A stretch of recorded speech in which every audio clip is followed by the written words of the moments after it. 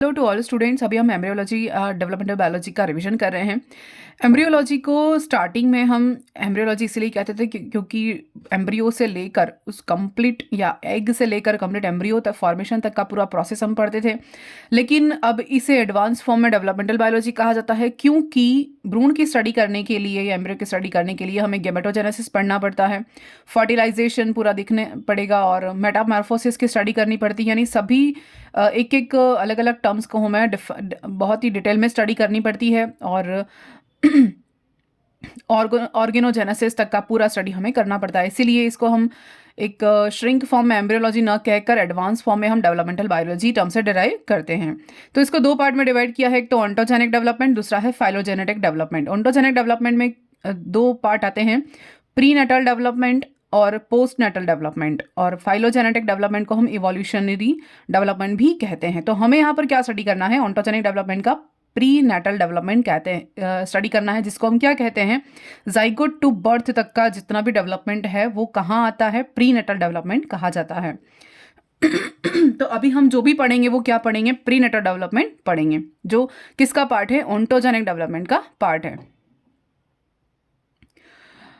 इसको हम व्यक्तिवृत्तीय परिवर्धन या विकास भी कहते हैं और फाइलोजेनेटिक को जाति वृत्तीय परिवर्धन या विकास भी कहते हैं। अब देखते हैं फादर ऑफ एम्ब्रियोलॉजी कौन है। एरिस्टोटल सभी जानते हैं, इनकी बुक है दी जनरेशन एनिमेलिया। और जो मॉडर्न फादर हैं एम्ब्रियोलॉजी के या फादर ऑफ मॉडर्न एम्ब्रियोलॉजी, उनके बारे में भी देखेंगे हम, क्योंकि दो अलग अलग हैं। सबसे पहले हम थ्योरीज के बारे में पढ़ते हैं। प्री फॉर्मेशन थ्योरी या पूर्व रचना सिद्धांत, ये किसने दिया था, स्वामडम ने दिया था। इन्होंने क्या देखा था, स्मॉल फॉर्म में जो होमनक्यूलस कहा था किसको, जो कि एक प्री फॉर्मेशन एक संरचना होती है पूर्व रूप में बॉडी के अंदर, और वही जाकर क्या करेगी, नए एनिमल में डेवलप करेगी। तो उसको हमने क्या नाम दिया था, होमनक्यूलस नाम दिया था। किसने, स्वामडम ने। इस सिद्धांत को किसने सपोर्ट किया, मेलपिगी ने 1628 में, बॉनेट ने, हेलर ने और स्पेलेंजन, इन चारों वैज्ञानिकों ने क्या किया था, इस सिद्धांत को सपोर्ट किया था। इन्होंने एग को ओविस्ट कहा और स्पर्म को स्पर्मिस्ट कहा। और ये नाम किसने दिए, ल्यूवेनहॉक ने और हॉवर्ड स्टोकर ने दिए थे। सेकेंड थ्योरी है एपिजेनेसिस थ्योरी। एपिजेनेसिस थ्योरी में क्या है, किसने दी थी ये, कैस्पर फ्रेडरिच वुल्फ ने दी थी। इनकी बुक है थ्योरिया जनरेशन। अब इनको सपोर्ट किस किस ने किया था, जॉन फ्रेडरिच माइकल ने, इन्होंने सपोर्ट किया था इनको। एपिजेनेसिस थ्योरी, एपिजेनेसिस थ्योरी में क्या कहते हैं, फ्रेडरिक वुल्फ क्या कहते हैं कि एम्ब्रियो का फॉर्मेशन जो होता है वो अंडे में नए अंगों के उत्तरोत्तर उत्पादन से होता है। यानी कि मुर्गी के भ्रूण के अंदर उन्होंने स्टडी किया कि इनमें कोई प्रीफॉर्मेशन जैसा कुछ नहीं होता, लघु रूप नहीं होता। इन्होंने जो प्रीफॉर्मेशन थ्योरी थी उसको रिजेक्ट किया और उन्होंने क्या कहा कि इनमें कुछ ऐसे पार्टिकल्स होते हैं जिनको एपिजेनेसिस कहा जाता है, जो नए एम्ब्रियो के फॉर्मेशन के लिए रेस्पॉन्सिबल होते हैं, ये उन्होंने बताया। फिर नेक्स्ट हम पढ़ेंगे बेयर्स लॉ, बेयर का नियम इंपॉर्टेंट है। इन्हें फादर ऑफ मॉडर्न एम्ब्रियोलॉजी कहा जाता है। आधुनिक भ्रूणिकी का जनक किसे कहा जाता है, वॉन बेयर को कहा जाता है। Karl Ernst von Baer 1792 to 1876 इनका कार्यकाल रहा था। और जनरल फीचर्स अपीयर्स प्रिमिलरली और स्पेसिफिक फीचर्स अपीयर सेकेंडरी, यानी कि प्राथमिक लक्षण या सामान्य लक्षण पहले प्रकट होते हैं और विशिष्ट लक्षण जो होते हैं वो बाद में प्रकट होते हैं, ये इन्होंने कहा था वॉन बेयर ने। इंपॉर्टेंट है, इन पे प्रश्न बनते हैं। एक सिद्धांत है रिकैपिचुलेशन थ्योरी, जिसको मुलर ने दिया था 1864 में और हिकल ने दिया था 1868 में, और बेयर ने इनको सपोर्ट किया था। यानी बेयर के जो नियम है उसी को सपोर्ट करते हुए आगे चले थे और इन्होंने रिकैपिचुलेशन थ्योरी या इसको बायोजेनेटिक थ्योरी भी कहते हैं वो दिया था। इसके अनुसार ऑन्टोजेनी जो है वो उसमें फाइलोजेनेटिक रिपीटेशन शो होता है, यानी ऑन्टोजेनी रिपीट्स फाइलोजेनी, यानी हर एक एनिमल के एम्ब्रियो में सिमिलरिटी पाई जाती है और अपने पूर्वजों को वो अपने भ्रूण में कहीं ना कहीं प्रदर्शित करता है। ये किसने कहा था, रिकैपिचुलेशन थ्योरी या बायोजेनेटिक थ्योरी के अकॉर्डिंग, जिसको हम पुनरावर्तन का सिद्धांत या जातीय आवर्तन का सिद्धांत भी कहते हैं। फिर जर्म लेयर कॉन्सेप्ट आया था, जो स्पेलेंजर ने दिया था, स्टडी क्लीवेज इन फ्रॉग जाइगोट, यानी स्पेलेंजर ने सबसे पहले भ्रूण एम्ब्रियो के जाइगोट के अंदर क्लीवेज को स्टडी किया था। इन्होंने जर्म लेयर सिद्धांत ने 3 जर्म लेयर के बारे में बताया था, एक्टोडर्म, मेसोडर्म और एंडोडर्म के बारे में। फिर जर्म प्लाज्मा थ्योरी, ये ऑगस्ट विज़मान ने दिया था 1883 में। इन्होंने क्या कहा था, 2 तरह की सेल्स होती हैं हर एक बॉडी फ्लूइड में, जर्म सेल्स होती हैं और सोमेटिक सेल्स होती हैं। जर्म सेल्स गैमेट्स फॉर्मेशन करती हैं और सोमेटिक सेल्स कायिक कोशिकाओं का निर्माण करती हैं। ये तो था सारे के सारे सिद्धांत जो पुराने या एक थ्योरी बेस्ड थे। लेकिन अब एक्सपेरिमेंटल एम्ब्रियोलॉजी के अंदर कौन कौन आते हैं वैज्ञानिक? विजमान आते हैं, रॉक्स आते हैं, ड्रीच आते हैं, एंडर्स आते हैं और स्पीमन और मॉर्गन, ये सभी वैज्ञानिक एक्सपेरिमेंटल या प्रयोगात्मक भ्रौणिकी के अंतर्गत सपोर्ट करने वाले आते हैं। सबसे पहले मोज़ेक सिद्धांत देखते हैं। इसको किसने दिया था? रॉक्स और हिकल ने दिया था। इन्होंने क्या कहा? परिवर्धन में कोशिकाओं का विभेदन मुख्य घटना है। क्या कहा कि परिवर्धन में कोशिकाओं का डिफ्रेंसिएशन होने एक जो फिनोमिनन है वो बहुत ही इंपॉर्टेंट है कि डेवलपमेंट होता है तो किस पैटर्न में होता है, मोज़ेक पैटर्न में होता है या डिफ्रेंसिएशन पैटर्न में होता है, यानी हर एक का डिटर्मिनेशन या इनडिटर्मिनेशन कॉन्सेप्ट पर बेस है ये, कि सक्रिय गोलार्ध से सिर का निर्माण होगा किसी भी एनिमल पोल से, और वेजिटल पोल से या एक्टिव पोल या इनएक्टिव पोल से पश्च भाग का निर्माण होता है, ये कहा था मोज़ेक ने। और फिर आता है रेगुलेटिव या नियमनकारी सिद्धांत, ये दिया था जर्मन साइंटिस्ट ड्रिच ने दिया था 1891 में, और रॉक्स ने भी इनको सपोर्ट किया था। यानी कि रेगुलेटिव थ्योरी में क्या है कि जो एक्टिव पोल और यानी कि सी अर्चिन पर इन्होंने स्टडी किया और बताया कि एम्ब्रियो की इनिशियल स्टेज में कोशिकाओं के कंप्लीट एम्ब्रियो के फॉर्मेशन की कैपेसिटी होती है, और लेकिन उनका जो भविष्य है उनकी स्थिति पर निर्भर करता है। यानी कि एक एम्ब्रियो की जो सेल है उसमें कंप्लीट एम्ब्रियो फॉर्मेशन की तो कैपेसिटी होती है, लेकिन उनका जो फैट है या भविष्य है वो उनकी कंडीशन पर निर्भर करता है, यानी क्या क्या रेगुलेशंस है उस पर डिपेंड करेगा। फिर ग्रेडियंट थ्योरी आती है, बोवेरी और चाइल्ड ने दी थी, इंपॉर्टेंट है। प्रवणता सिद्धांत कहते हैं, इसमें एक्टिव पोल और एनिमल पोल के बारे में बात की गई है। उनके दोनों पोल के बीच में एक मेटाबॉलिक एक्सियल ग्रेडियंट जनरेट होती है जो कि संरचना विकास को नियंत्रित करती है। और एक्टिव पोल जो सक्रिय ध्रुव से अक्रिय ध्रुव की ओर बढ़ता है, ग्रेडियंट बढ़ता है, और दूसरा इनएक्टिव वेजिटल जो ग्रेडियंट है जो अक्रिय ध्रुव से सक्रिय ध्रुव की ओर बढ़ता है। तो 2 ग्रेडियंट के बारे में बात की गई है, एक्टिव और इनएक्टिव ग्रेडियंट के बारे में, जिनको हमने वेजिटल ग्रेडियंट भी कहा है और मेटाबॉलिक एक्सियल ग्रेडियंट भी कहा है। तो उस पर ये डिपेंड करता है। और इस सिद्धांत ने क्या क्या समझाया? ब्लास्टुलेशन, गैस्टुलेशन और जो मॉर्फोजेनिक मोमेंट्स हैं उन सबको सिंपल कर दिया अकॉर्डिंग टू ग्रेडियंट थ्योरी। यानी प्रवणता, यानी एक्टिव पोल और वेजिटल पोल कितना इंपॉर्टेंट है वो किसने बताया? ग्रेडियंट थ्योरी ने बताया, बोवेरी और चाइल्ड ने बताया। फिर आते हैं ऑर्गेनाइजर थ्योरी जो कि स्पीमैन ने दी थी 1901 में। यानी कि स्पीमैन ने मेढक पर, न्यूट पर एक्सपेरिमेंट करके ऑर्गेनाइजर्स को बताया था, यानी संगठक या ऐसे संगठन क्षेत्र को बताया था जो कि इंड्यूस करते हैं सेल्स को। एक सेल दूसरी सेल को इंड्यूस करेगी फंक्शन करने के लिए या डिवाइड करने के लिए, डिवीजन के लिए। तो हम जो एम्ब्रियोनिक इंडक्शन पढ़ते हैं वो किस बेस पर है? ऑर्गेनाइजर थ्योरी बेस पर डिपेंड करता है। जो एम्ब्रियोनिक इंडक्शन हम पढ़ते हैं, भ्रूणीय प्रेरण, यानी कुछ ऐसे प्रेरक या इंड्यूसर्स होते हैं जो अपने आसपास की कोशिकाओं को क्या करते हैं? विभाजन के लिए प्रेरित करते हैं। ये तो थ्योरीज हो गई।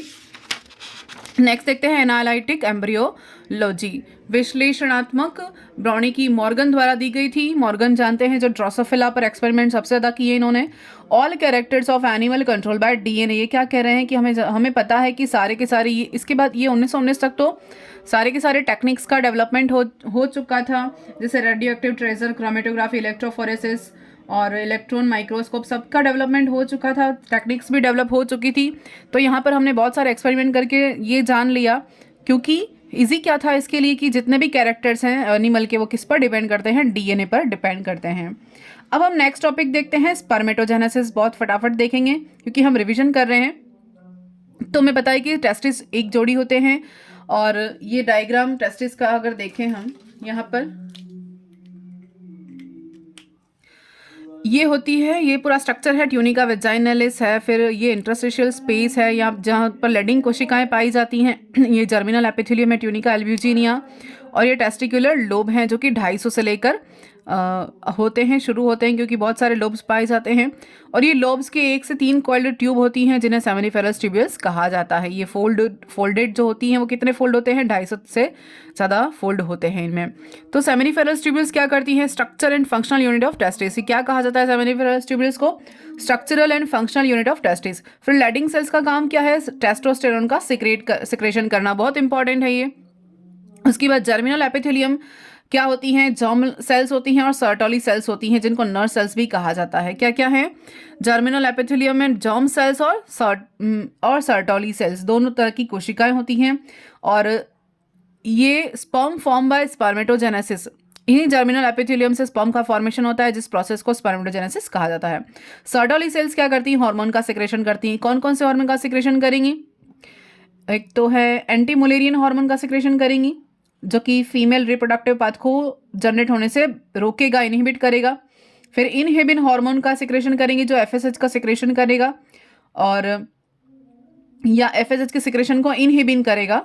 और एंड्रोजन बाइंडिंग हार्मोन, यानी जो टेस्टोस्टेरोन के साथ बाइंड होगा, इसको शॉर्ट में एबीपी और एएमएच हमने लिखा है। अब यहाँ देखते हैं कि कंट्रोल किस तरह से होता है, हार्मोनल कंट्रोल किस तरह से होता है फॉर्मेशन के लिए। तो सबसे पहले हाइपोथैलेमस से कौन सा हार्मोन सिक्रेट होगा? जीएनआरएच, यानी गोनेडोट्रोपिन रिलीजिंग हार्मोन का सिक्रेशन होगा, जो किसको इंड्यूस करेगा? एंटीरियर पिट्यूटरी को इंड्यूस करेगा। क्या सिक्रेट करने के लिए? एलएच और एफएसएच सिक्रेट करने के लिए इंड्यूस करेगा, और ये स्टिमुलेट हो जाएगा। स्टिमुलेट होकर एलएच सिक्रेट करेगा और ये एफएसएच सिक्रेट करेगा, दोनों हार्मोन का सिक्रेशन करेंगे। तो एलएच क्या करेगा? लेडिंग कोशिकाओं को स्टिमुलेट करेगा। एलएच हार्मोन किस पर एक्ट करेगा? लेडिंग सेल्स पर एक्ट करेगा, और लेडिंग सेल्स क्या करेंगे? टेस्टोस्टेरोन का सिक्रेशन करेंगे। फिर एफएसएच जो है वो क्या करेंगे? किस पर एक्ट करेंगे? सर्टोली सेल्स पर एक्ट करेंगी, और ये सर्टोली सेल्स 2 तरह के हार्मोन का स्राव करेंगी, एक तो एंड्रोजन बाइंडिंग प्रोटीन और दूसरा इनहिबिन प्रोटीन का सिक्रेशन करेंगे। अब यहाँ पर ये एंड्रोजन बाइंडिंग प्रोटीन क्या करेगा? स्टिमुलेट स्पर्मिनोजेनेसिस, इसको इंड्यूस करेगा, यानी स्पर्मिनोजेनेसिस की प्रोसेस चलाने के लिए ये रेस्पॉन्सिबल है। अब क्या है यहाँ पर? इनहिबिन या नेगेटिव फीडबैक थ्योरी क्या होती है वो देखते हैं। नेगेटिव फीडबैक सिद्धांत जो होता है वो, जैसे हार्मोन का स्राव अगर ज़्यादा हो गया, जो यहाँ पर जैसे टेस्टोस्टेरोन का स्राव बहुत ज़्यादा हो गया, ये सेकेंडरी सेक्सुअल कैरेक्टर को डेवलप करने का काम करता रहेगा और ये स्पर्मियोजेनेसिस करेगा। और इनहिबिन हार्मोन क्या करेगा? इनहिबिन हार्मोन जो है वो एफएसएच को कंट्रोल को रोकेगा, यानी अगर हार्मोन की मात्रा अत्यधिक हो गई, ज़्यादा हो गई, तो ये क्या करेगा? फीडबैक देगा नेगेटिवली, वापस हाइपोथैलेमस को मैसेज करेगा, और हाइपोथैलेमस क्या करेगा? इसको रोकने का काम करेगा, यानी कि अब इसका काम हो चुका है, अब इसको स्टॉप करना है। और यहाँ से सेम टेस्टोस्टेरोन की अत्यधिक स्राव क्या करेगा? हाइपोथैलेमस को फीडबैक देगा कि अभी हाइपोथैलेमस को क्या करना है? इन दोनों हार्मोन के सिक्रेशन को रोकना है कि अब इनफ क्वांटिटी हो गई है ब्लड के अंदर। तो ये था फीडबैक थ्योरी और नेगेटिव फीडबैक थ्योरी। अब स्पर्मेटोजेनेसिस या स्पर्मियोजेनेसिस देखते हैं प्रोसेस क्या है।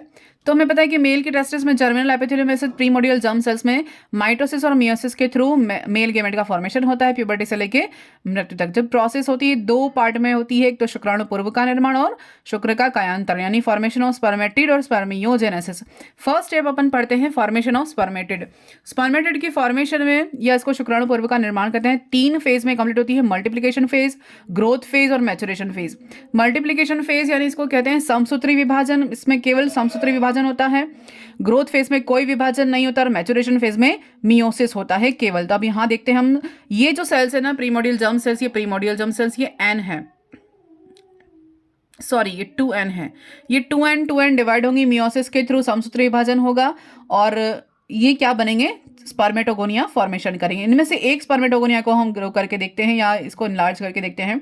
एक स्पर्मेटोगोनिया ग्रो करेगी। यहाँ से यहाँ तक की जो फेज है वो क्या कही जाएगी? मल्टीप्लिकेशन फेज कही जाएगी। और ये वाली जो फेज, ये सेल्स कौन सी है? इसको प्राइमरी स्पर्मेटोसाइट कहेंगे।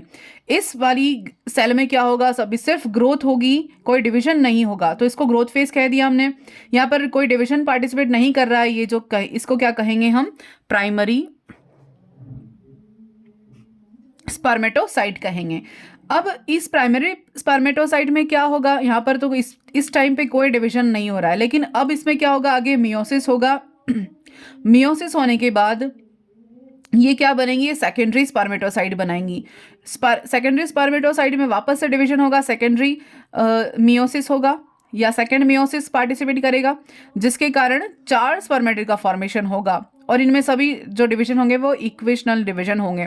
तो इस वाली फेज को क्या कहा, मैचुरेशन फेज या परिपक्वन अवस्था कहा है। तो यहाँ से यहाँ तक की जो प्रोसेस है वो ये वाली हो गई, फॉर्मेशन ऑफ स्पर्मेटिड। यहाँ से यहाँ तक ये जो पूरी प्रोसेस है वो क्या हो गया, फॉर्मेशन ऑफ स्पर्मेटिड। अब दूसरी स्टेप कौन सी है, स्पर्मियोजेनेसिस, यानी कि कायांतरण, मेटामॉर्फोसिस ऑफ स्पर्मेटिड, स्पर्मेटिड का कायांतरण। तो यहाँ से हम कौन सी स्टेप पढ़ रहे हैं, इसमें क्या होगा, कायांतरण की प्रक्रिया होगी, इसमें मॉडिफिकेशंस होंगे बहुत सारे, जो आगे हम डिटेल में देखेंगे अभी। तो यहाँ से ये स्पर्म का फॉर्मेशन हो जाता है। आगे देखते हैं इसको डिटेल में। ये है स्पर्मियोजेनेसिस की प्रोसेस। तो स्पर्म कैसे थे, पहले इमोटाइल थे, राउंड थे, हैवी थे और इनको स्पर्मेटिड कहा जाता था। अब इनमें क्या होगा, मॉडिफिकेशंस होंगे, मोटाइल बन जाएंगे, लाइट हो जाएंगे और मूवेबल हो जाएंगे। तो इनमें चेंजेस क्या क्या होंगे वो देखते हैं। सबसे पहले बहुत सारे चेंजेस होंगे जो कि इंपॉर्टेंट एक स्पर्म को मोटाइल बनाने के लिए रेस्पॉन्सिबल है। पहला तो है केंद्रक में परिवर्तन या न्यूक्लियस में चेंजेस। क्या क्या चेंजेस आएंगे, न्यूक्लियस के अंदर डीएनए हिस्टोन को छोड़कर बाकी सारे भाग को क्या कर दिया जाता है, बाहर निकाल दिया जाता है, क्योंकि अननेसेसरी अनवांटेड है। और केंद्रक कैसा हो जाएगा, न्यूक्लिया एक्सेंट्रिक हो शेप का हो जाएगा। ये फर्स्ट स्टेप हो गई अपने पास। सेकेंड है change in Golgi body. Golgi body में क्या क्या चेंज आएंगे, एक्रोसोम फॉर्मेशन का लिए रेस्पॉन्सिबल है, हमें पता है गोल्गी बॉडी। तो गोल्गी बॉडी का वह भाग जो एक्रोसोम फॉर्मेशन के लिए रेस्पॉन्सिबल है वो क्या कहा जाता है, एक्रोब्लास्ट कहा जाता है।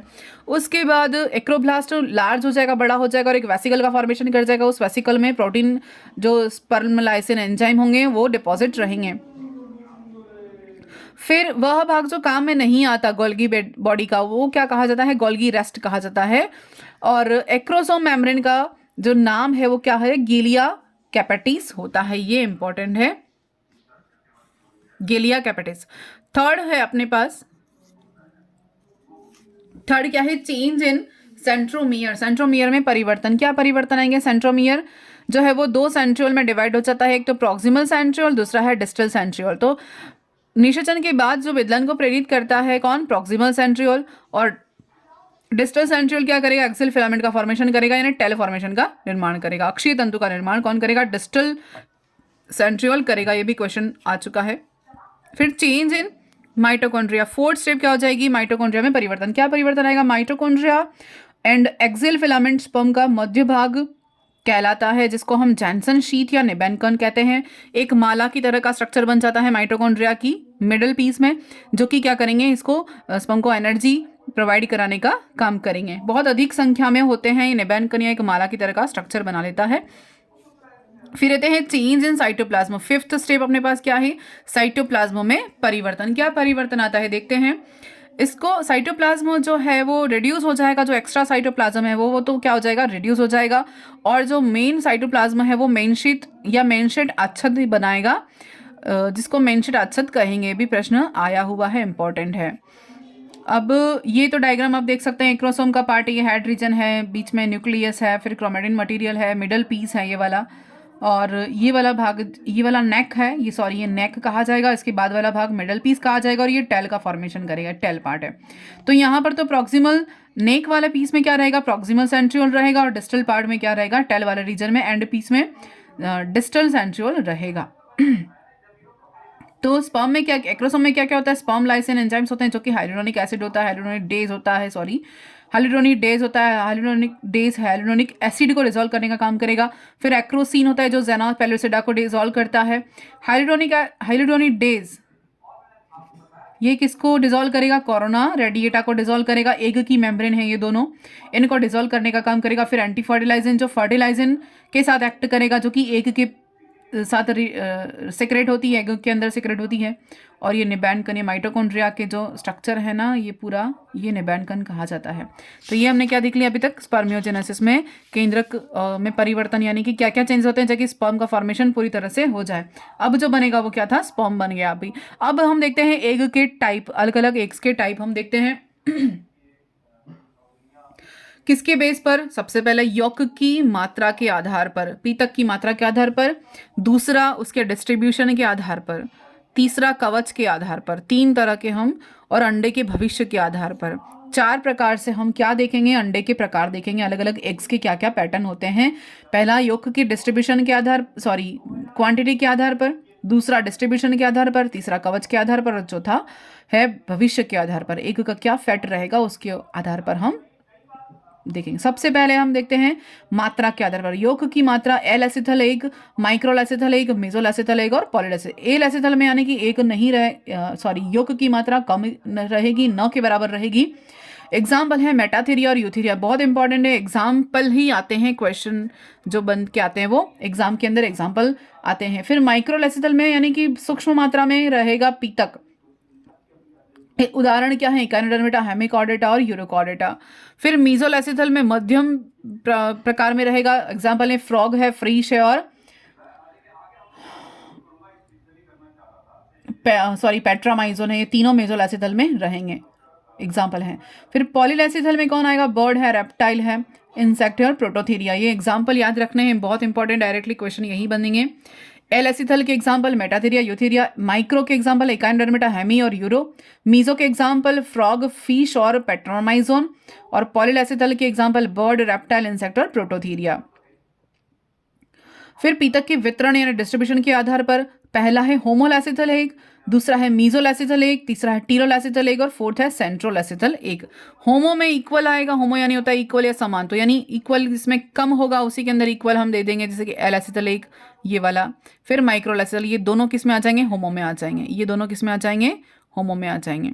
फिर मीजोल एसिथल में कौन आएगा? मॉडरेट टीलोल एसिथल वाले एग्जाम्पल आ जाएंगे। मॉडरेट टीलोल एसिथल यानी ये वाले आएंगे, टीलोल एसिथल वाले, जैसे मीजो वाले फ्रॉग, फिश और पेट्रामाइजोन इसमें आ जाएंगे। मीजोल एसिथल एक वाले एग्जाम्पल हो जाएंगे। फिर टीलोल एसिथल में कौन आ जाएगा? जिसमें प्लेट के समान जो है वो यौग डिपॉजिट रहेगा, जैसे प्रोटोथीरिया है, रेप्टाइल है और बर्ड्स है, जिसमें डिस्कॉइडल पाया जाता है। आगे देखेंगे क्या है डिस्कॉइडल। फिर सेंट्रल एसिथल एक किस में होगा? ओनली इंसेक्ट, ये एग्जाम्पल याद रखना है। सिर्फ इंसेक्ट में कैसा डिस्ट्रीब्यूशन होता है? केंद्र में डिपॉजिट होता है पीतक। टीलोल एसिथल में क्या होगा? टर्मिनल एंड पर रहेगा, प्लेट के फॉर्म में, तश्चरी के फॉर्म में। मीजो में मध्य में रहेगा और होमो में समान रहेगा, इक्वल यानी बहुत ही कम मात्रा में रहता है। तो ये पॉलील एसिथल की एग्जाम्पल, यहाँ पर पॉली देख सकते हैं, इसको पॉली कह सकते हैं।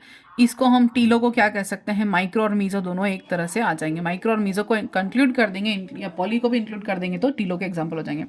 फिर कवच के आधार पर यानी क्लिडोइड के और नॉन क्लिडोइड के, तो बाहरी जो है कवच बहुत हार्ड कवरिंग है कि नहीं, उस बेस पर दो भाग में डिवाइड किया है। जैसे रेप्टाइल, एवीज, इंसेक्ट और प्रोटोथीरिया, इन सब के जो एक उसके बाहर की ओर एक कैल्शियम कार्बोनेट का हार्ड कवरिंग होती है, उन्हें हम क्लिडोइक एक कहते हैं। और नॉन क्लिडोइक एक, जिनमें फिश, मेटाथीरिया और यूथेरिया आते हैं, जिनमें कोई बाहर की ओर हार्ड कवरिंग नहीं होती है। फिर अंडे के भविष्य के आधार पर डिटर्मिनेट और इनडिटर्मिनेट, निर्धारी और अनिर्धारी। प्रत्येक भाग का फ्यूचर पहले से निर्धारित होता है डिटर्मिनेट क्लीवेज में, और इनडिटर्मिनेट में पहले से कोई फ्यूचर जो होता है वो विदलन के बाद निर्धारित होता है। पहले से कुछ भी निर्धारित नहीं होता है कि कौन सा भाग कौन सा अंग का निर्माण करेगा। अब है अंडावरण या अंड झिल्लियां, एग मेम्ब्रेन। एग मेम्ब्रेन में दो तरह की मेम्ब्रेन हम देखते हैं, पहली तो प्राइमरी एग मेम्ब्रेन, दूसरी है सेकेंडरी एग मेम्ब्रेन, और तीसरी भी पढ़ेंगे। प्राइमरी एग मेम्ब्रेन का फॉर्मेशन किससे होता है? oocyte से होता है। अंडाशय से ही अंडाशय खुद ही स्राव करता है प्राथमिक अंड झिल्ली का, या हाँ, तो ओवम और मेम्ब्रेन यानी ओवम और मेम्ब्रेन ये दोनों मिला के क्या बनाएंगे? एग का फॉर्मेशन करेंगे। तो इसके प्रकार पहले पढ़ते हैं, वाइटिलाइन मेम्ब्रेन, दूसरा जोना रेडिएटा, जोना पेल्यूसिडा और जेलीकोट। वाइटिलाइन मेम्ब्रेन में क्या क्या आएगा? Insect, Mollusca, amphibia, birds, mammals, Echinodermata और प्रोटोकॉर्डेटा, ये सभी किसके एग्जाम्पल हैं? यानी इनमें कौन सी मेम्ब्रेन पाई जाएगी? प्राइमरी एक मेम्ब्रेन के नाम पर वाइटिलाइन मेम्ब्रेन पाई जाएगी। वाइटिलाइन मेम्ब्रेन को पीतक कला भी कहते हैं। इंसेक्ट में होगी, मोलस्का में, amphibia, birds, mammals, Echinodermata, Protochordata. उसके बाद जोना रेडिएटा। जोना रेडिएटा किस में पाई जाएगी? शार्क फिशेज में, बोनी फिशेज में और रेप्टाइल्स में। तो इंपॉर्टेंट है, डायरेक्टली क्वेश्चन ऐसे ही बन जाते हैं एग्जाम्पल को लेकर। जोना रेडिएटा किस में होगी? शार्क में, बोनी फिशेज में और रेप्टाइल्स में। जोना पेल्यूसिडा किस में पाई जाएगी? केवल और केवल मेमल में, मानव में, स्तनधारी में। ह्यूमन में पाई जाएगी, केवल हमारे अंदर मनुष्य में कौन सी लेयर पाई जाएगी? प्राइमरी एक मेम्ब्रेन के नाम पर जोना पेल्यूसिडा ही पाई जाएगी, बाकी ये कोई नहीं होंगी। फिर जेलीकोट कहाँ होगा? Only Echinodermata. जेलीकोट सिर्फ कहाँ पाया जाएगा? इकाइनोडर्मेटा में। प्राइमरी एक मेम्ब्रेन के नाम पर क्या पाया जाएगा? इकाइनोडर्मेटा में जेलीकोट पाया जाएगा। नेक्स्ट है सेकेंडरी एक मेम्ब्रेन, द्वितीयक अंड झिल्लियां। सेकेंडरी एक मेम्ब्रेन में ये कहाँ से होगा? ओवेरियन टिश्यू से रिड्यूस होगा। ये ओवेरियन यानी ओवेरियन टिश्यू से ये स्राव होगा, या हम कहते सकते हैं फॉलिकल सेल्स, फॉलिकल या पुटिकी कोशिकाओं द्वारा भी स्राव होता है। सेकेंडरी कोशिकाओं या सेकेंडरी मेम्ब्रेन का सिक्रेशन कहाँ से होगा? फॉलिकल सेल्स के थ्रू होगा या पुटक कोशिकाओं के द्वारा सिक्रेशन होता है। कीटों के एग्स में क्या पाया जाता है? काइटिन का कवच पाया जाता है, और ये किसका एग्जाम्पल है? सेकेंडरी मेम्ब्रेन का एग्जाम्पल है। देखते हैं कॉरियन जो कि इंसेक्ट और एसिडियन में पाया जाता है, कॉर्ना रेडिएटा जो मानव में और यूथीरिया में पाया जाता है, और जेलीकोट जो कि फिशेस में होता है। तो कॉरियन सेकेंडरी मेम्ब्रेन का एग्जाम्पल है, कॉरियन जो कि इंसेक्ट में और एसिडिया में पाया जाता है। उसके बाद वर्टिब्रेट्स में हम देखें तो साइक्लोस्टोमेटा हार्डमेनिया में जो कॉरियन पाई जाती है वो सेकेंडरी मेम्ब्रेन का। मेमल्स के अंदर कॉर्ना रेडिएटा, मेमल्स के अंदर कौन सी है? कॉर्ना रेडिएटा जो है वो किसका एग्जाम्पल है? सेकेंडरी मेम्ब्रेन का एग्जाम्पल है, यूथीरिया में भी पाई जाती है। और जेलीकोट जो कि फिशेस में और फिशेस में होती है वो सेकेंडरी मेम्ब्रेन का एग्जाम्पल है। फिर या हम इकानोडर्मेटा में भी पाई जाती है। फिर टर्शरी मेम्ब्रेन जो है यूट्रस से सिक्रेट होती है। टर्शरी मेम्ब्रेन का स्राव कहाँ से होता है? यूट्रस से होता है। 3 तरह की होती हैं, एल्ब्यूमिन, कवच झिल्ली और जेलिसा। एल्ब्यूमिन कहाँ होगी? बर्ड्स में और रेप्टाइल्स में टर्शरी मेम्ब्रेन के फॉर्म में होगी। कवच झिल्ली किस में पाई जाएगी? प्रोटोथीरिया में पाई जाएगी। और जेलिसा जो कि चिक में होता है, चिक में पढ़ते हैं हम जेलिसा। और फिर है जेली कोट, फ्रॉग में पाया जाता है। जेली एनवलप या जेली कोट कहते हैं, वो एक जेलाटिनस सब्सटेंस होता है, वो किस में होता है? फ्रॉग में, टर्शरी मेम्ब्रेन के फॉर्म में पाया जाता है। अब देखते हैं मानव का एक सभी एक के बारे में पढ़ेंगे एक करके। मानव का जो एक होता है इसकी प्रॉपर्टीज क्या क्या है? एक लेसिथल कैसा होता है? ए लेसिथल होता है, होमोलेसिथल होता है, नॉन क्लेडोइक होता है और इनडिटर्मिनेट होता है। ए लेसिथल, होमोलेसिथल, नॉन क्लेडोइक और इनडिटर्मिनेट, चारों जो हमने अभी बेसिस पढ़े, उन बेसिस के आधार पर अगर डिवाइड करें मानव केक को, तो पहले के आधार पर रेल एसिथल, दूसरे के आधार पर यानी डिस्ट्रीब्यूशन के आधार पर होमो, फिर नॉन क्लीडोइक और इनडिटर्मिनेट, ये प्रकार हम पढ़ते हैं। प्राइमरी मेम्ब्रेन कौन सी पाई जाएगी मानव में? Zona pellucida. सेकेंडरी मेम्ब्रेन कौन सी पाई जाएगी मानव में? जोना रेडिएटा। और बस 2 ही मेम्ब्रेन होती हैं, तीसरी नहीं होती है। इसको कोरोना रेडिएटा भी कहते हैं। जोना रेडिएटा को क्या कहते हैं? कोरोना रेडिएटा भी कहते हैं। फिर चिक फ्रॉग में, चिक के एग में कौन कौन सी चारों के बेस पर हम क्या डिवाइड कर सकते हैं? पहले तो फर्स्ट में के अकॉर्डिंग पॉलीलेसिथल एग है चिक का, दूसरे के अकॉर्डिंग टीलोलेसिथल है, थर्ड के अकॉर्डिंग क्लेडोइक एग और फोर्थ के अकॉर्डिंग इनडिटर्मिनेट टाइप का एग है। प्राइमरी मेम्ब्रेन चिक के अंदर कौन सी होगी? वाइटेलाइन मेम्ब्रेन होगी। सेकेंडरी एग मेम्ब्रेन कौन सी होगी? एब्सेंट होगी, नहीं होगी। टर्शरी एक मेम्ब्रेन होगी एल्ब्यूमिन, चेल्जा और शेल मेम्ब्रेन के बेस पर कौन सी? टर्शरी एक मेम्ब्रेन पाई जाएगी। इंसेक्ट में देखें तो इंसेक्ट में क्या है? पॉलीलेसिथल एग। इंसेक्ट में क्या है? फर्स्ट के अकॉर्डिंग डिस्ट्रीब्यूशन, पहले मात्रा के आधार पर पॉलीलेसिथल बहुत ज़्यादा, डिस्ट्रीब्यूशन में सेंट्रोलेसिथल, थर्ड टाइप में क्लेडोइक है और डिटर्मिनेट टाइप का इंसेक्ट में पाया जाता है। एक का टाइप। अब इंसेक्ट के अंदर प्राइमरी मेम्ब्रेन कौन सी है? वाइटेलाइन मेम्ब्रेन होगी। सेकेंडरी मेम्ब्रेन कौन सी है? कोरियन प्रेजेंट होती है। और टर्शरी मेम्ब्रेन क्या होती है? एब्सेंट होती है, नहीं होती है। फ्रॉग के अंदर देखते हैं पहले के आधार पर मीजोलेसिथल, दूसरे के आधार पर मॉडरेट टेलोलेसिथल, तीसरे के आधार पर अगर नॉन क्लीडोइक और फोर्थ है इनडिटर्मिनेट टाइप का एग है।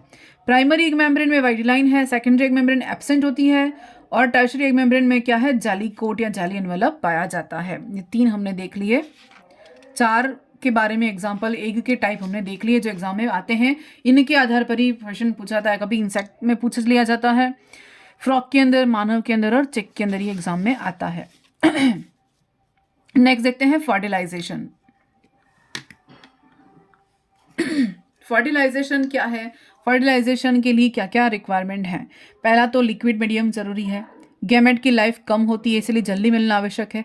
गेमेट्स एक दूसरे के पास रिलीज होना आवश्यक है और स्पर्म की संख्या अधिक होती है तो न्यूमरस संख्या में वो सिक्रेट होते हैं। तो ये 4 चीज़ें रिक्वायर्ड हैं। मैकेनिज्म में क्या पढ़ें? सबसे पहले शुक्राणु का अंडाणु तक पहुंचना, दूसरा है योग्यता अर्जन या कैपेसिटेशन, तीसरा है एक्रोसोमल रिएक्शन और पेनिट्रेशन, फिर फोर्थ है एक्टिवेशन ऑफ ओवम, फिर है फ्यूजन ऑफ गैमेट प्रोन्यूक्लियन और एफएमएफिक्सिस की प्रोसेस। ये 4 हमारे पास प्रोसेस हैं, 5 है पहला है अप्रोक्सीमेशन ऑफ गैमेट्स, यानी कि शुक्राणु का अंडाणु तक पहुंचना। स्पर्म का ओवा से मिलना क्या कहा जाता है? अप्रोक्सीमेशन कहा जाता है। फिर ह्यूमन में इंसेमिनेशन के बाद स्पर्म जो होता है विडक्ट में रिलीज कर दिया जाता है, विडक्ट तक पहुंचाया जाता है। स्पर्म की जो स्पीड है और फीमेल की ऑक्सीटोसिन हार्मोन, इन दोनों की प्रोसेस के द्वारा, यूट्रस कॉन्ट्रेक्शन के द्वारा वो पूरा कहाँ तक पहुंच जाएगा? फिलिपिन ट्यूब तक पहुंच जाता है। ओवरी से एग तक जो होता है वो फिमरी के द्वारा आगे की ओर मूव करा जाता है। फिमरीज पाए जाते हैं ओवरी के अंदर। ओविडक्ट के एम्पुला में फर्टिलाइजेशन कंप्लीट हो जाता है। उसमें कुछ प्रोटीन प्रेजेंट होते हैं जो कि स्पर्म और ओवम को मिलाने का काम करते हैं, फर्टिलाइजन और एंटी फर्टिलाइजन। जैसे कि ग्लाइकोप्रोटीन कहाँ प्रेजेंट है? एक सरफेस पर होता है, और एंटी फर्टिलाइजन कहाँ होता है? स्पर्म की सरफेस पर प्रेजेंट होता है। ये आपस में इंटरेक्शन करते हैं। स्पीशीज स्पेसिफिक, यानी कि हार्मोन प्रेजेंट इन स्पर्म और ओवम, ये स्पीशीज स्पेसिफिक होते हैं, यानी एक ही जाति का स्पर्म एक ही अपनी ही जाति के एग को फर्टिलाइज करेगा, अदर को नहीं कर सकता। और यहाँ पर हम दो तरह के हार्मोन्स के बारे में पढ़ेंगे, एक तो एंड्रोगेमोन्स और दूसरा है गाइनोगेमोन्स। एंड्रोगेमन्स दो तरह के होते हैं, androgamone first, androgamone two, gynogamones one, gynogamone two. Androgamone one का फंक्शन क्या है? स्पर्म को एनर्जी देना, स्टोर रखने के लिए, और मेटाबॉलिक एक्टिविटी ये कौन करेगा? एंड्रोगेमन वन करेगा। यानी जब तक उसका फर्टिलाइजेशन नहीं होता तब तक उसको एनर्जी प्रोवाइड रखना, स्टोर रखना और मेटाबॉलिक एक्टिविटी, मेटाबॉलिकली एक्टिव रखना। दूसरा है एक सरफेस लेयर को डिसॉल्व करना। ये कौन करेगा? एक सरफेस लेयर को डिसॉल्व करने का एंड्रोगेमोन 2 करेगा। फिर गाइनोगेमोन 1 क्या करेगा? एंड्रोगेमोन को इनएक्टिव करेगा। एंड्रोगेमोन 1 को इनएक्टिव करेगा ताकि उसकी मोटाइलिटी कम हो जाए और वो वहाँ तक पहुँच जाए। फिर गाइनोगेमोन 2 क्या करेगा? स्पर्म के हेड को स्टिकी बनाएगा। ये फर्टिलाइजेशन में दूसरी स्टेप क्या है अपने पास? कैपेसिटेशन या योग्यतार्जन। फीमेल वेजाइना में वेजाइना के न्यूट्रिएंट्स यूज करके एक्टिवेशन को एक्टिव करना। कुछ स्पर्म वेजाइनल सिक्रेशन में नष्ट हो जाते हैं, और स्पर्म का ओवम को फर्टिलाइजेशन करने की जो कैपेसिटी है उसी को हम क्या कहते हैं? कैपेसिटेशन कहते हैं। इसमें कैल्शियम आयन बहुत इंपॉर्टेंट रिस्पॉन्सिबल है। यानी निम्न वर्ग का जीवों में यह प्रोसेस कहाँ होती है? एपिडिडाइमस में ही हो जाती है, और वर्टिब्रेट्स में या अपर क्लास के जो एनिमल है उनमें कहाँ होती है? फीमेल वेजाइना में होती है। कौन सी प्रोसेस? कैपेसिटेशन की प्रोसेस। फिर है एक्रोसोमल रिएक्शन। इसमें क्या होता है? स्पर्म गति करना बंद कर देते हैं ओवम से चिपकना, यानी गति करना बंद कराने के लिए कौन? एंड्रोगेमन 1 जिम्मेदार था, सॉरी गाइनोगेमन 1 जिम्मेदार था, अभी देख लिया अपन ने पिछले पेज में। ओवम से चिपकने के लिए रेस्पॉन्सिबल है, पेनिट्रेट करना है। सारे गाइनोगेमन एंड्रोगेमन 1 सारे मिलकर काम करेंगे। फिर फिजियोलॉजिकल फिजियोकेमिकल रिएक्शंस कंप्लीट होती हैं।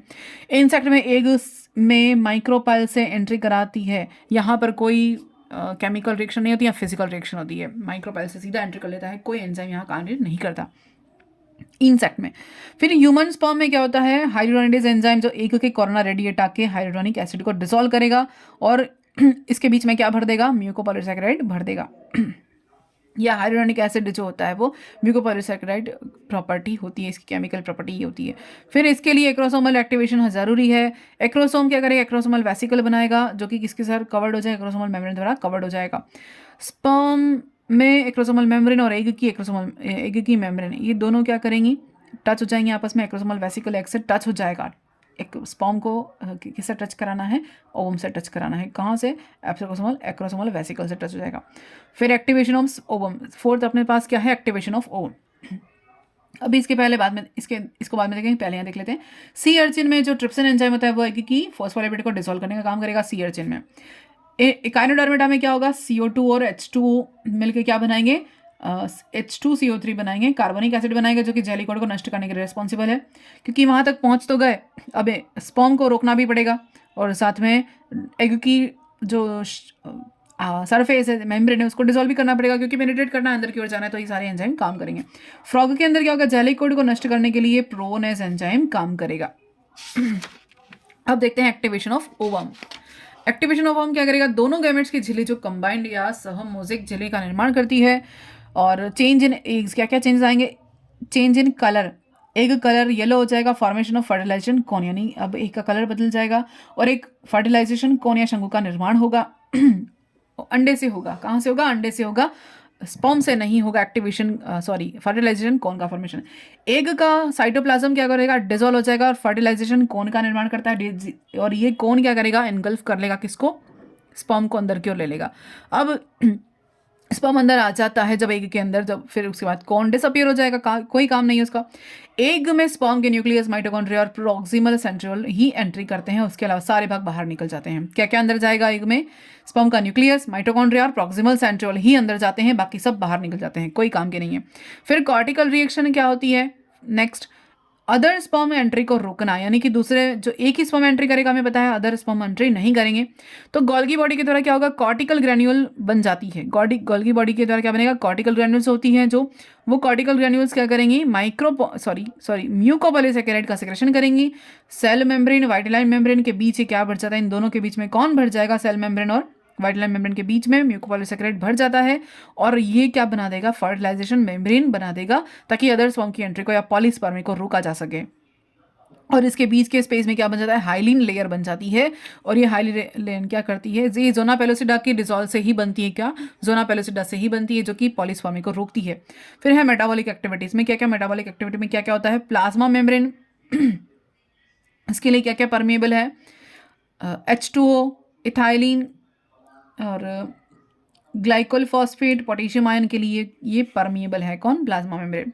फिर फर्टिलाइजेशन के टाइम पर क्या होगा? एग जो है वो धनात्मक आयन रिलीज करेगा, यानी एग कैसा है? धनात्मक आयन का हो जाएगा। पोटेशियम और सोडियम, कैल्शियम, इन सब के लिए फर्टिलाइजेशन ये परमिएबल हो जाएगा। फिर एनएडी काइनेस एक्टिवेट हो जाएगा, और ये क्या करेगा? एनएडी को एनएडीपी में और एनएडीपी H2 में कन्वर्ट कर देगा। फर्टिलाइज्ड एग में क्या हो जाएगा? रेस्पिरेटरी रेट बढ़ेगी, प्रोटीन सिंथेसिस बढ़ेगा, और डीएनए सिंथेसिस बढ़ेगा, और क्लीवेज को इंड्यूस करना शुरू कर देगा, क्योंकि एक फर्टिलाइजेशन होने के तुरंत बाद क्लीवेज शुरू हो जाता है। जो एक कोशिकीय जाइगोट है वो मल्टी सेलुलर जाइगोट में या एम्ब्रियो में कन्वर्ट होता है। इसी प्रोसेस को हम क्या कहते हैं? क्लीवेज कहते हैं। आगे पढ़ेंगे डिटेल में। फिर लास्ट में क्या है? एम्फिमिक्सिस। हर्टविग ने क्या बताया था? स्पर्म एग में एंट्री करने के बाद 180 डिग्री तक रोटेट हो जाता है। जैसे ही उसने एंट्री की, जो कि स्पर्म के एंट्री करने के, ये एग है, यहाँ से स्पर्म आता है, तो ये तो है ना, ये वाला जो एंट्री करने वाला पार्ट है, इसके जस्ट सामने वाला जो पार्ट यहाँ पे इनएक्टिव, यहाँ से डिटर्मिनेशन हो जाता है कहीं कहीं, किन्हीं किन्हीं जीवों में। ये ग्रे क्रेसेंट कहा जाता है। यहाँ पर ये क्या है? ग्रे क्रेसेंट कहा जाता है। आगे पढ़ेंगे ये ग्रे क्रेसेंट इसको, और ये डॉर्सल लिप का फॉर्मेशन करता है। जहाँ से ये स्पर्म एंट्री करेगा ना, उसके जस्ट सामने वाले डायरेक्शन पे ये इंड्यूस करेगा, या मॉर्फोजेन सेक्रेट होंगे, और यहाँ पर कौन सी? ये 30 डिग्री का रोटेशन बना देगा। 30 डिग्री क्या करेगा? ये जो है साइटोप्लाज्म मूव कर जाएगा, या योक मूव कर जाएगा, जिसके कारण क्या होगा? यहाँ पर एक स्पेस बन जाएगा। वो स्पेस क्या कहा जाता है? डॉर्सल लीप कहा जाता है। ये डॉर्सल लीप क्या करेगा? ऑर्गेनाइजर का काम करेगा, एक्ट एज ऑर्गेनाइजर या संगठक की तरह काम करेगा, जहां से क्या होगा? ये निर्धारित कर देगा कि यहाँ से कौन से भाग का निर्माण होने वाला है। ऑर्गेनाइजर की प्राइमरी ऑर्गेनाइजर, सेकेंडरी ऑर्गेनाइजर और टर्शरी ऑर्गेनाइजर काम करते हैं। इसको न्यूकुप सेंटर कहते हैं। क्या कहते हैं? न्यूकुप सेंटर कहते हैं, क्योंकि न्यूकुप साइंटिस्ट ने इसको डिस्कवर किया था। ये आगे हम पढ़ेंगे, एम्ब्रियोनिक इंडक्शन में पढ़ेंगे। अब आके देखते हैं क्लीवेज। फर्टिलाइजेशन हो गया, अब देखते हैं क्लीवेज। क्लीवेज वर्ड किसने दिया था? वॉन बेयर ने दिया था, और ये इसमें क्या होती है? समसूत्री विभाजन होता है युग्मक के अंदर। अब डिस्कवरी किसने की थी? स्वार्मडम ने की थी। किसमें की थी? फ्रॉग के अंदर, पहले देख लिया अपन ने। होता क्या है इसके अंदर? एक कोशिकीय जाइगोट बहुकोशिकीय जाइगोट में बदल जाता है क्लीवेज के दौरान। अब विशेषता क्या है कि इसकी क्लीवेज की? युग्मनज में क्या होता है? युग्मनज से प्रारंभ हो जाता है। कोशिका का आकार घटता है, तुल्यकालिक होता है, सिंक्रोनाइज होता है, यानी प्रारंभिक विदलन के जस्ट तुल्यकालिक, तुरंत फर्स्ट क्लीवेज होने के तुरंत बाद सेकेंड क्लीवेज हो जाए, उसको तुल्यकालिक कहते हैं। फिर विदलन की दर किसके प्रोपोर्शनल होती है? पीतक की मात्रा के जस्ट ऑपोजिट होती है। जहां पीतक की मात्रा ज्यादा होगी वहां विदलन नहीं होगा, ये रेसिप्रोकल हो जाएगा। विदलन द्वारा बनी कोशिका ब्लास्टुला कही जाएंगी। गुहा को क्या कहते हैं? जो कैविटी बनती है उसको ब्लास्टोसील कहते हैं, और खंडों को कहते हैं ब्लास्टोमियर्स कहते हैं। यहाँ पर ऑक्सीजन की खपत बढ़ जाती है। ऑक्सीजन ज़्यादा होगी तो क्लीवेज की रेट ज़्यादा होगी, CO2 ज़्यादा होगी तो क्लीवेज की रेट कम हो जाएगी। विदलन का रेगुलेशन कंट्रोल न्यूक्लियस के पास न होकर साइटोप्लाज्म के पास होता है, यानी कि न्यूक्लियस के पास कोई कंट्रोल नहीं होता। कोशिका द्रव्य की मात्रा के आधार पर ही क्लीवेज बढ़ेगा, यानी विदलन होने से एम्ब्रियोनिक सेल का KI यानी कि जो कैरियोकाइनेसिस इंडेक्स है वो लगातार बढ़ता रहता है। कैरियोकाइनेसिस इंडेक्स क्या होता है? साइटोप्लाज्म और केंद्रक का अनुपात, यानी केंद्र की मात्रा कम और साइटोप्लाज्म की मात्रा अधिक, ये डिपेंड करता है क्लीवेज के लिए। फिर क्लीवेज से बनने वाली जो ब्लास्टोमियर है उसके केंद्रक में क्या नहीं होता, केंद्रिका नहीं होती है, ये याद रखना है, इंपॉर्टेंट है। फिर क्लीवेज का प्रारंभ प्रॉक्सिमल सेंट्रियोल से होता है, ये भी क्वेश्चन बन जाता है कि क्लीवेज का प्रारंभ कहाँ से होता है, प्रॉक्सिमल सेंट्रियोल से होता है। विदलन में इंटरफेस अवस्था नहीं पाई जाती है, क्यों, क्योंकि एस अवस्था ही होती है, G1 G2 अवस्था नहीं पाई जाती है। दो विभाजन के बीच में समय अंतराल कम होता है, फटाफट डिवीजन होता है। फिर समसूत्री विदलन के बीच में क्या अंतर है कि विदलन को हमने क्या कह दिया, समसूत्री विभाजन कह दिया, लेकिन ये क्या समसूत्री विभाजन है वास्तव में, तो इसके बीच में क्या अंतर है वो देखते हैं। क्यों, क्योंकि समसूत्री विभाजन किसको कहेंगे, इसमें क्या होता है, डिवीजन के बाद सेल की साइज बढ़ती है, लेकिन इसमें सेल की साइज घटती है या नहीं, सेम रहती है। कोशिकाएं छोटी होती जाती हैं, इसमें कोशिकाएं बड़ी होती जाती हैं। दो विभाजन के बीच में अंतराल अधिक होता है, इसमें दो विभाजन के बीच में अंतराल कम होता है। यहाँ पर G1 S G2 तीनों प्रावस्थाएं होती हैं इंटरफेस में, यहाँ पर केवल एस प्रावस्था पाई जाती है। ये सदैव स्थिर रहता है। और यहाँ पर क्या होता है, केंद्रक कोशिका अनुपात हमेशा बढ़ता रहता है। यहाँ पर क्या स्थिर क्या रहेगा, केंद्रक कोशिका अनुपात हमेशा स्थिर रहेगा। ये कैसा होता है, प्राथमिक विभाजन तुल्यकालिक होता है, उसके बाद के सारे समकालिक होते हैं, इसमें सदैव तुल्यकालिक होते हैं। फिर तापमान बढ़ेगा तो और ऑक्सीजन की जो है वो सांद्रता बढ़ेगी तो विदलन की दर भी बढ़ेगी। नेक्स्ट देखते हैं विदलन के तल, फटाफट देख लेते हैं विदलन के तल के आधार पर क्या क्या है। विदलन के दौरान विदलन की खांच के अलग अलग तल होते हैं। पहला है मेरिडोनियल क्लीवेज, फिर दूसरा है वर्टिकल क्लीवेज, तीसरा है इक्वेटोरियल, फोर्थ है लैटिट्यूडिनल। ये हो गया मेरिडोनियल, वर्टिकल, इक्वेटोरियल और लैटिट्यूडिनल। तो यहाँ पर हमने देखा है कि फ्रॉग, चिक और रैबिट सब में डिवाइड कर दिया है कि पहला और पांचवा, मतलब फर्स्ट लेके फिफ्थ तक के सारे विदलन वो कैसे होते हैं, विदलन होते किससे हैं, स्पिंडल फाइबर और साइटोप्लाज्म के कारण विदलन का खांच बनती है, फरो बनती है। तो फ्रॉग में पहला विदलन कैसा होता है, यहाँ पे मैंने शॉर्ट में लिख दिया है MMLVL। फ्रॉग में पहला विदलन मेरिडोनियल, लैटिट्यूडिनल, वर्टिकल, लैटिट्यूडिनल। चिक में MMV और यहाँ पर कोई नहीं होता आगे, मतलब कि सिंक्रोनाइज होते हैं। फिर यहाँ पर फोर्थ V। फिर ह्यूमन में इक्वेटोरियल होता है फर्स्ट विदलन, फिर सिंक्रोनाइज होते हैं। फिर आप देखते हैं पैटर्न ऑफ क्लीवेज के दौरान बनने वाले ब्लास्टुला का अरेंजमेंट कैसा होता है, रेडियल, बायरेडियल, बायलेटरल और स्पाइरल। देखते हैं रेडियल में क्या होता है, इसमें क्लीवेज, इसमें बनने वाली ब्लास्टोमेर एक ही तल पर होती हैं, समान होते हैं, एक ही तल पर होते हैं, एक समान होते हैं। बायरेडियल में क्या होता है, बड़ी ब्लास्टोमेर बीच में होती है और छोटे छोटे ब्लास्टोमेर साइड में होते हैं। बायलेटरल में क्या होते हैं, एक पोल की ब्लास्टोमेर स्मॉल होती है, दूसरे पोल की ब्लास्टोमेर बड़ी होती है, बड़े एक यानी माइक्रोवियर्स और मेगामेयर्स दो अलग अलग डिवाइड होते हैं। स्पाइरल या ऑब्लिक क्लीवेज में क्या होता है, सभी ब्लास्टोमेर शेप में समान होते हैं, लेकिन सभी का तल अलग अलग होता है, यानी कि स्पाइरली फॉर्म होते हैं, ऐसे रोटेट हो जाते हैं स्पाइरल फॉर्म में। अब क्या होता है, जब बाहर वाली ब्लास्टोमेर भीतर की ओर, ये भी दो तरह के होते हैं, जब बाहर वाली ब्लास्टोमेर भीतर वाली ब्लास्टोमेर से क्लॉकवाइज घूमती है तो उसको क्लाइनल या दक्षिणावर्त कहते हैं, या और जब बाहर वाली ब्लास्टोमेर भीतर वाली ब्लास्टोमेर से एंटी क्लॉकवाइज घूमती है घड़ी की उल्टी दिशा में तो उसको एंटीक्लाइनल कहते हैं। फिर रेडियल क्लीवेज क्या होता है, देखते हैं एग्जाम्पल, देखते हैं, देख तो लिए क्या होता है। स्पॉन्जेस में, सिलेंट्रेट्स में होता है, इंपॉर्टेंट है एग्जाम्पल। फिर बायरेडियल क्लीवेज का एग्जाम्पल क्या है, टिनोफोरा, एक ही एग्जाम्पल है, इंपॉर्टेंट है। बायलैटरल में क्या होता है, बायलैटरल में एग्जाम्पल एम्फीबिया, बायलैटरल के एग्जाम्पल क्या हैं, वर्टिब्रेट्स, एम्फीबिया, कॉर्डेटा और इकाइनोडर्मेटा। ये देख लिया, वर्टिब्रेट्स हैं, एम्फीबिया हैं, कॉर्डेट्स हैं, इकाइनोडर्मेटा हैं, सिफिलोपोड्स हैं ये। और स्पाइरल के एग्जाम्पल कौन कौन से हो गए, एनेलिडा और मोलस्का। स्पाइरल के एग्जाम्पल क्या हो गए, एनेलिडा और मोलस्का, दोनों स्पाइरल के एग्जाम्पल हो गए। तो एग्जाम्पल हमने देख लिए, एग्जाम्पल से ही क्वेश्चन बनते हैं। फिर टाइप ऑफ क्लीवेज देखते हैं, पहला है होलोब्लास्टिक, दूसरा है मीरोब्लास्टिक।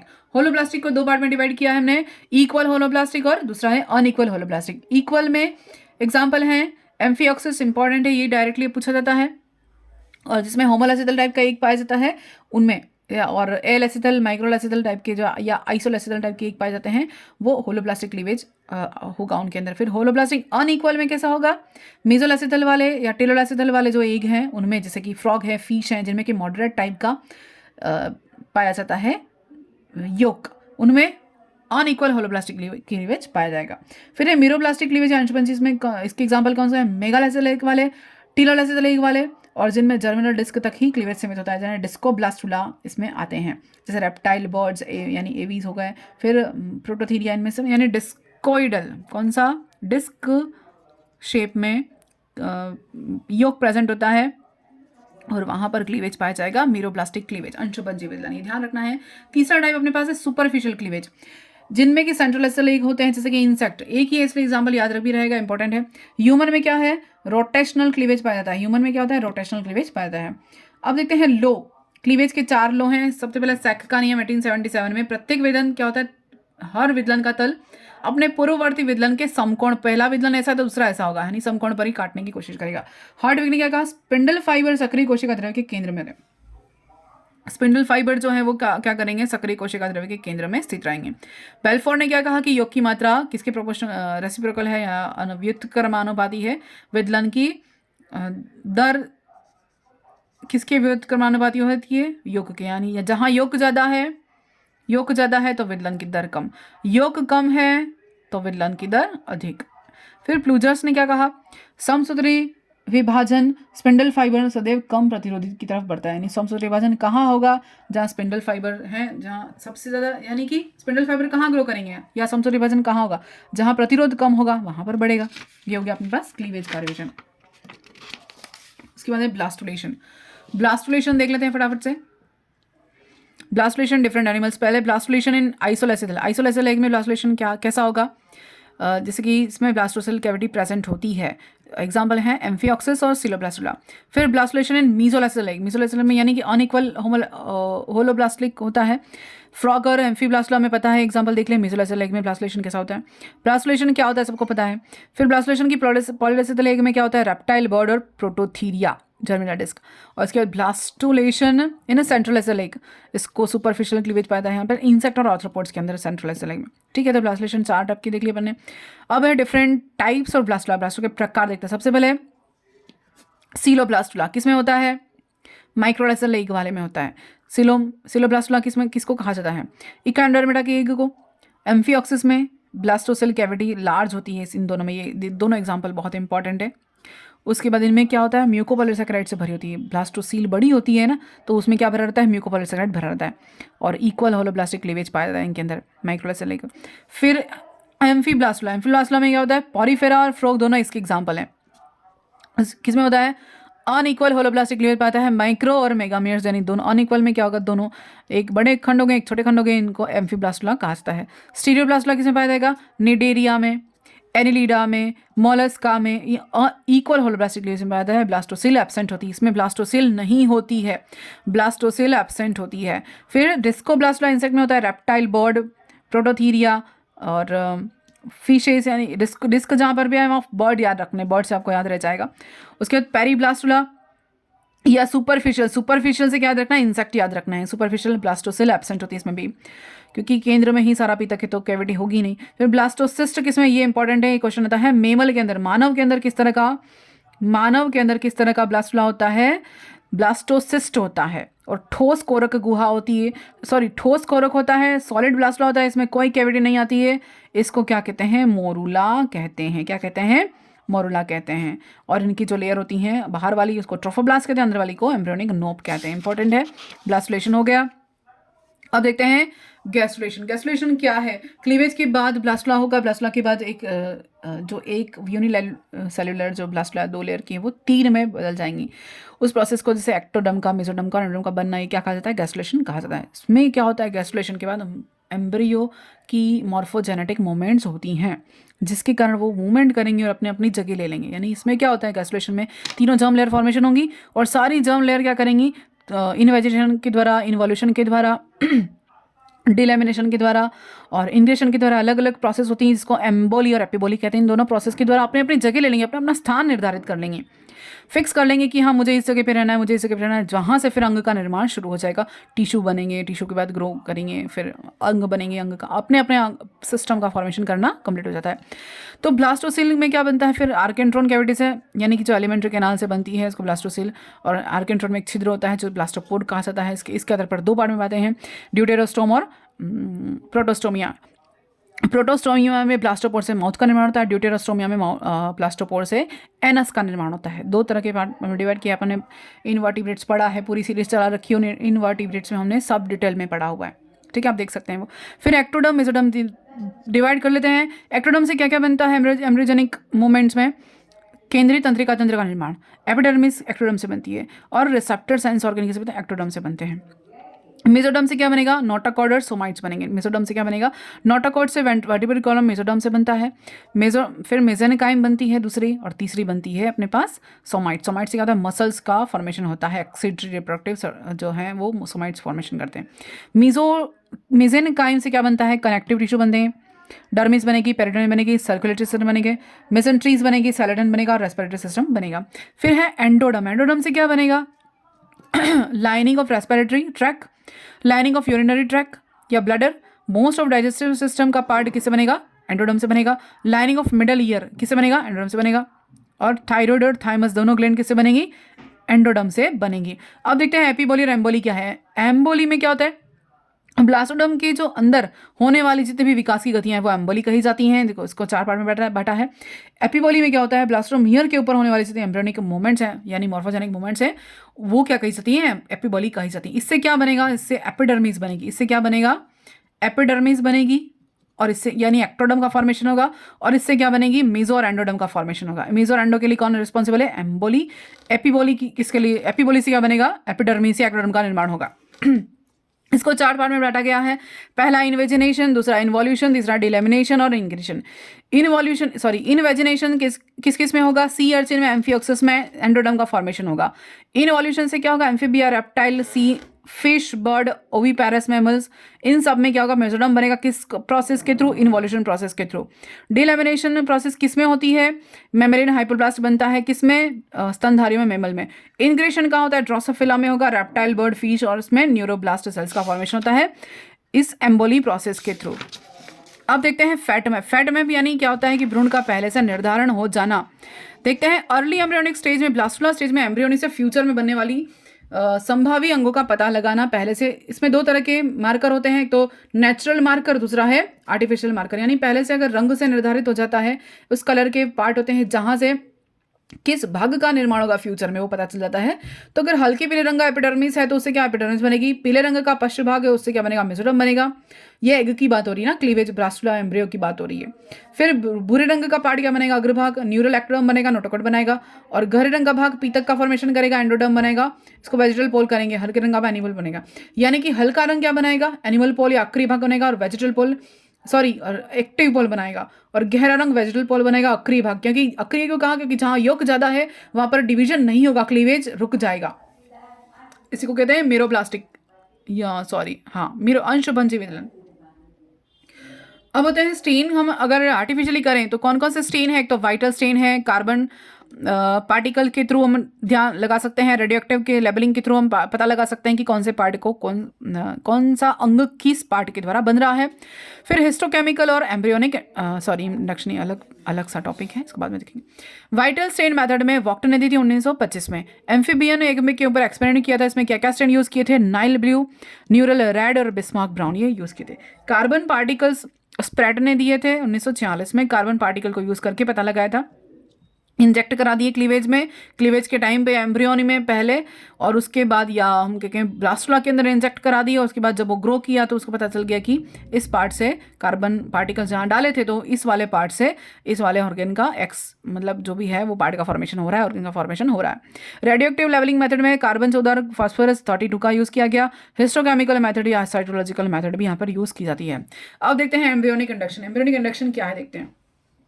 एम्ब्रियो की कुछ सेल्स हैं वो दूसरी कोशिकाओं को, अपने पास की कोशिकाओं को क्या करेंगी, इंड्यूस करेंगी, कंट्रोल करेंगी, फोर्स करेंगी, एम्फेसाइज करेंगी, या हम कहेंगे इंड्यूस करेंगी, एक्टिवेट करेंगी डिवीजन के लिए। ये किसने दिया था, हैंस पी मान ने दिया था और हाइव मैनगोल्ड ने दिया था, इसका शिष्य थी ये। फिर एम्ब्रियो टिश्यू की एक सेल और कुछ पोर्शन सिक्रेट कर दिए जाते हैं। एम्ब्रियो टिश्यू की एक सेल द्वारा क्या होते हैं, कुछ प्रोटीन सिक्रेट कर दिए जाते हैं। प्रोटीन सिक्रेट जो अदर सेल को क्या करते हैं, इंड्यूस करेंगे। जो प्रोटीन सिक्रेट करते हैं उनको कहते हैं इंड्यूसर कहते हैं, और रिसीव करने वाले को क्या कहते हैं, रेस्पॉन्सर कहते हैं। अब इस जो प्रोटीन या केमिकल जो सिक्रेट हो रहे हैं वो क्या कहे जाते हैं, मॉर्फोजेंस कहे जाते हैं। क्या कहे जाते हैं, मॉर्फोजेंस कहे जाते हैं। ये क्वेश्चन भी आया है, जो सिक्रेट हो रहा है जो वो केमिकल क्या कहा जाता है साइंटिफिक इस टर्म में, मॉर्फोजेंस कहे जाते हैं। एम्ब्रियोनिक टिश्यू, फिर ये पर हमने देख लिया इंड्यूसर, ये हमने फुल डिटेल में पढ़ा हुआ है, इसको फिर भी आप देख सकते हैं, इसको डिटेल में पढ़ना है। ये ग्रे क्रेसेंट वाला पार्ट है, यहाँ से इंड्यूसर होगा, ये इंड्यूसर है। और ये क्या है, रेस्पॉन्स, यहाँ से ग्रे क्रेसेंट फॉर्मेशन करेगा 30 डिग्री, ये रोटेट कर जाएगा साइटोप्लाज्म या योक। उसके बाद यहाँ पर क्या बनेगा, ऑर्गेनाइजर बनेगा। इसको डॉर्सल लिप कहते हैं। क्या कहते हैं, डॉर्सल लिप। ये ऑर्गेनाइजर का फॉर्मेशन करेगा। अब ये जो एम्ब्रियो का इंडक्शन है 3 तरह से बेस्ड होता है। पहला है ग्रे क्रेसेंट के बेस पर डिवीजन हो, प्लेन के बेस पर यानी तल के बेस पर, और ट्रांसप्लांटेशन के बेस पर। 3 तरह से हम यहाँ देखते हैं। जो स्पीमेन ने प्रयोग किए थे, हमने देखा था ना ऑर्गेनाइजर में इंट्रोडक्शन में, सबसे पहले थ्योरी पढ़ रहे थे तब, तो ये स्पीमेन आ गए यहाँ पर। इन्होंने क्या किया, बीच में तो एक ग्रे क्रेसेंट होता है। अगर हम किसी एग को बीच में से धागे बांध देते हैं, जिस वाले पार्ट में ग्रे क्रेसेंट है, न्यूक्लियस है, वहां पर तो डिवीजन होगा, और इस वाले पार्ट में कोई डिवीजन नहीं होगा, खाली रह जाएगा। ये खाली रह जाएगा, यहाँ पर डिवीजन होगा, है खाली। और जब इसको लूज किया गया धागे को, तो यहाँ पर भी सेलें मूव कर जाएंगी, माइग्रेट कर जाएंगी, और यहाँ पर डिवीजन शुरू हो जाएगा। सेकेंड क्या किया, सेकंड वाला जो है यहाँ पर भी ग्रे क्रेसेंट है, इसमें भी हमने इस तरह से, पहले इस तरह से बांधा था ना, अब यहाँ पर इस तल पे बांधा, तल के बेस पर बांधा। यहाँ पर ये वाला जो ऊपर है नॉर्मल एम्ब्रियो रहेगा, डिवीजन करेगा। यहाँ पर ये बेली पीस जहाँ क्वेश्चन मार्क यानी खाली, कुछ भी नहीं है। इसको हमने बूस्टक भी कहते हैं। इस वाले बूस्टक वाले पार्ट से क्या क्या निर्माण होना था, लीवर, लंग, इंटेस्टाइन, एब्डोमेन, सब निर्माण होते हैं। क्या नहीं होता, स्केलेटन और नर्व नहीं फॉर्मेट होती, बाकी बेली पीस से ये सब बन जाते हैं। अब ये दोनों जो है वो मोज़ेक पैटर्न को क्रॉस करते हैं, रिजेक्ट कर देते हैं। ये जो ना एक्सपेरिमेंट हमने कर दिए स्पेक्ट ने, वो जो मोज़ेक ने सबसे पहले दिए थे ना, वो मोज़ेक वाले सिद्धांत को एक खारिज कर देते हैं। अब एम्ब्रियोनिक इंडक्शन के लिए क्या ज़रूरी है, हमें पता है ग्रे क्रेसेंट के साथ डिवीजन होना भी ज़रूरी है। दोनों की एम्ब्रियो की डिवीजन हो के तल भी यहाँ पर इम्पॉर्टेंट है। अब देखते हैं लास्ट ट्रांसप्लांटेशन एक्सपेरिमेंट। इनमें क्या होता है, 4 तरह से। पहला है ओटोप्लास्टिक ट्रांसप्लांटेशन, दूसरा है होमोप्लास्टिक ट्रांसप्लांटेशन, तीसरा है हेट्रोप्लास्टिक ट्रांसप्लांटेशन, और फोर्थ है जेनोप्लास्टिक ट्रांसप्लांटेशन। देखते हैं ओटो में क्या होता है। ओटो, एक ही एम्ब्रियो का पार्ट अगर उसी एम्ब्रियो में ट्रांसप्लांट कर दिया जाए तो उसको ओटोप्लास्टिक ट्रांसप्लांटेशन कहते हैं। होमो में क्या होता है, एक ही जाति के एम्ब्रियो का उसी जाति के दूसरे एम्ब्रियो में ट्रांसप्लांट कर दिया जाए तो होमोप्लास्टिक ट्रांसप्लांटेशन कहता है। फिर हेट्रो में क्या होता है, एक ही वंश की 2 जातियों के बीच में अगर ट्रांसप्लांट हो जाए तो इस तरह का ट्रांसप्लांटेशन हेट्रोप्लास्टिक ट्रांसप्लांटेशन कहा जाता है। जीनो में क्या होता है, 2 बहुत दूर दूर की जातियों के बीच में अगर ट्रांसप्लांट हो जाए तो इस तरह का जो ट्रांसप्लांटेशन है वो जीनो प्लास्टिक ट्रांसप्लांटेशन कहता है। स्पीमेन और उनके शिष्य जो मैनगोल्ड थी, पहले नाम आ गया, उन्होंने कार्य किया किस पर, न्यूट पर। देखिए एम्फीबिया है उस पर काम किया। ट्राइटस क्रेस्टेटस और ट्राइटस टीने, उन दोनों के एक्सपेरिमेंट किया। हेट्रो, ये हेट्रो टाइप का है ना। इसमें क्या किया, डॉर्सल लिप को ट्रांसप्लांट कर दिया, और रिजल्ट क्या है, सेकेंडरी एम्ब्रियो का फॉर्मेशन हो गया। अब डॉर्सल लिप क्या है, हमें पता चल गया कि डॉर्सल लिप क्या है, ऑर्गेनाइजर की तरह काम करता है, बहुत इंपॉर्टेंट है। इसमें एंड्यूसर का नेचर क्या है, एक तो प्रेरण रासायनिक पदार्थ के कारण होता है, यानी इंडक्शन किसके कारण होता है, मॉर्फोजेंस के कारण होगा, पता है। आकार में छोटे होते हैं, फिर कॉन्टैक्ट आवश्यक है, बिना कॉन्टैक्ट के काम नहीं बनेगा, फिर लिविंग होना आवश्यक है, और इंड्यूसर केमिकल प्रोटीन्स होते हैं वो आरएनए बेस्ड होते हैं ये। अब इस नेक्स्ट है नॉगिन, कॉर्डिन और फिलोटेनिन। ये इंपॉर्टेंट है, क्या है, ये क्या है, सारे के सारे बोन मॉर्फोजेनिक प्रोटीन्स है जो कि इनहिबिशन का काम करेंगे। फिर ऑर्गेनाइजर देखते हैं लास्ट में, कि ये भी क्वेश्चन बनते हैं कि आद्यंत्र की छत का निर्माण यानी आर्केंट्रॉन की जो रूफ है वो किससे बनती है, वो प्राइमरी ऑर्गेनाइजर की तरह काम करती है, और क्या बनाएगी, ये तंत्रिका नली का फॉर्मेशन करेगी। फिर ऑप्टिक लोब सेकेंडरी ऑर्गेनाइजर की तरह काम करेगी, लेंस फॉर्मेशन का काम करेगी। लेंस है तृतीयक ऑर्गेनाइजर का, कॉर्निया फॉर्मेशन करेगी। अग्र मस्तिष्क सेकेंडरी ऑर्गेनाइजर नेजल प्लेकोइड बनाएगी। पश्चिम मस्तिष्क जो है वो सेकेंडरी ऑर्गेनाइजर की तरह काम करेगी, और पीयूष ग्रंथि की पश्चपाली बनाएगी। नोटोकोड टर्शरी ऑर्गेनाइजर की तरह काम करेगी, और टेम्पनिक मेम्ब्रेन का निर्माण करेगी। ग्रसनी एंडोडर्म तृतीयक ऑर्गेनाइजर और धातुकार परिवर्तन करेगी। न्यूरल क्रेस्ट है वो सेकेंडरी ऑर्गेनाइजर की तरह मेसेनकाइम बनाएगी, और मेसेनकाइम तृतीय प्रेरक और डॉर्सल फिन का फॉर्मेशन करेगी। एक इंपॉर्टेंट क्वेश्चन जो बन चुका है, पोरफायरिन, ये जो पोरफायरोप्सिन है, पोरफायरोप्सिन, ये क्वेश्चन आ चुका है। ये किस में कन्वर्ट हो जाए, ये फ्रॉग के अंदर की बात हो रही है ना, फ्रॉग के डेवलपमेंट की बात हो रही है। ये पोरफायरोप्सिन जो कि लार्वा के कलर पिगमेंट या दृष्टि रंजक पिगमेंट के पिगमेंट होता है, ये किस में कन्वर्ट हो जाता है, ये कन्वर्ट हो जाता है रोडोप्सिन में कन्वर्ट हो जाता है। ये क्वेश्चन आ चुका है, रोडोप्सिन में कन्वर्ट हो जाता है। ठीक है, तो ये क्वेश्चन बन चुका है कि पोरफायरोप्सिन किस में बदलता है, रोडोप्सिन में कन्वर्ट होता है। ये लार्वा का है, ये एडल्ट का है। जब एडल्ट से सॉरी लार्वा से एडल्ट फ्रॉग का फॉर्मेशन होता है तब क्या क्या चेंजेस होते हैं, उसमें एक क्वेश्चन बन चुका है इसलिए मैंने यहाँ मेंशन किया है। Thank you. ये कंप्लीट होता है रिवीजन का कौन सा डेवलपमेंटल बायोलॉजी का। Thank you.